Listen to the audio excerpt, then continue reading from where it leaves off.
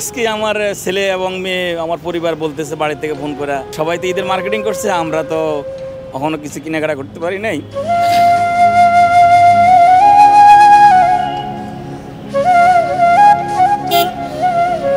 Income না থাকলে মনে করেন পরিবার আর নিজের জন্য কি করব।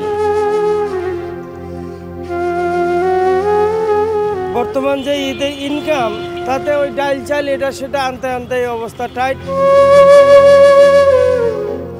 ঈদে নিজের জন্য বা পরিবারের জন্য কি কিছু কেনাকাটা করা হলো?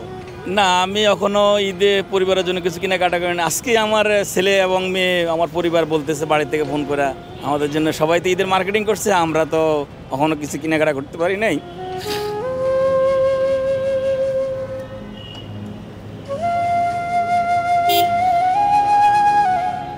তো আমি বললাম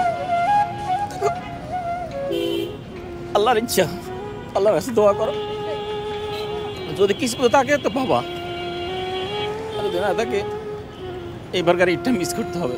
বাজার আমার কোনো এই পর্যন্ত কোনো কেনাকাটা করা হয় না। এই কথা কইলে কলিজা ফাইটা যাইতেছে, ছেলের সন্তানগুলো ছোট ছোট আছে।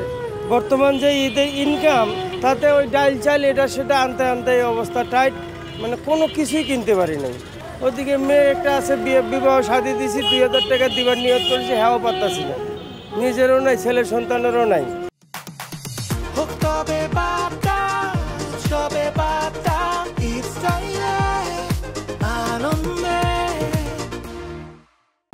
পরিবার নিজের জন্য কোনো কিছু নেই। এখন ইনকাম না থাকলে মনে করেন পরিবার আর নিজের জন্য কি করব। আমাদের তো ইনকামের উপরেই সব কিছু নির্ভর করে।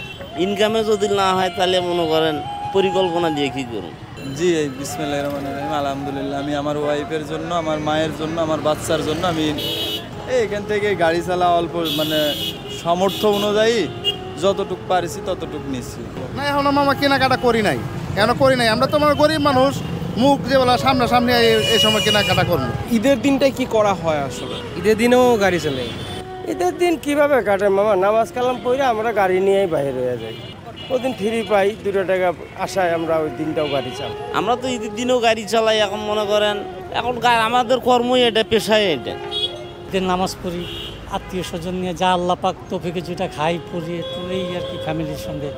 ঈদের দিনটা মনে করেন যার যেমন অর্থ প্রাচুর্য আসলে লেনা দেনা সব কিছু মনে সুখ দুঃখ মিলায় জুলাই তো মনে করেন মানুষের জীবন যাপন।